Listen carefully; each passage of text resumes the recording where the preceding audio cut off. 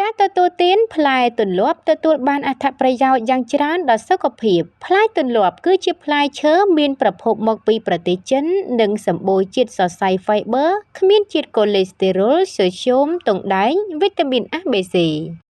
ជាតិរ៉ែនិងវីតាមីននៃផ្លែទន្លាប់ផ្ដល់អត្ថប្រយោជន៍ជាច្រើនដូចជាកាត់បន្ថយការស្រេកឃ្លានអាហារនិងជួយរក្សាតុល្យភាពទម្ងន់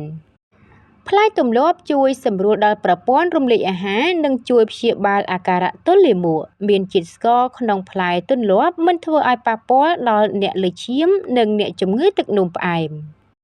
លើសពីនេះជួយកាត់បន្ថយសារជាតិសូស្យូមក្នុងរាងកាយដែលជាសារជាតិបង្កឲ្យយើងលើសឈាមដូច្នេះញ៉ាំផ្លែទន្លាប់ចូលរួមចំណែកទប់ស្កាត់ការកើតជំងឺលើសឈាមផ្លែទម្លាប់ក៏បង្កើនប្រព័ន្ធភាពស៊ាំជួយការពារនិងប្រឆាំងជំងឺជាពិសេសជំងឺឆ្លងផ្សេងៗដូចជាជំងឺផ្ដាសាយនិងជំងឺហឺតជាដើមជួយបំប៉ននិងជួយពង្រឹងភ្នែករបស់អ្នកឲ្យមានសុខភាពល្អទប់ស្កាត់ការចុះខ្សោយនៃភ្នែកបង្កើនដល់ការស្រូបយកជាតិដែកពីអាហារដែលល្អសម្រាប់កោសិកាផលិតគ្រាប់ឈាមក្រហមថ្នាំចិនបុរាណបានយកផ្លែទន្លាប់មកផ្សំធ្វើជាឱសថព្យាបាលជំងឺក្អកដូច្នេះលោកអ្នកអាចពិសាផ្លែទន្លាប់ដើម្បីកាត់បន្ថយអាការៈក្អកផងដែរ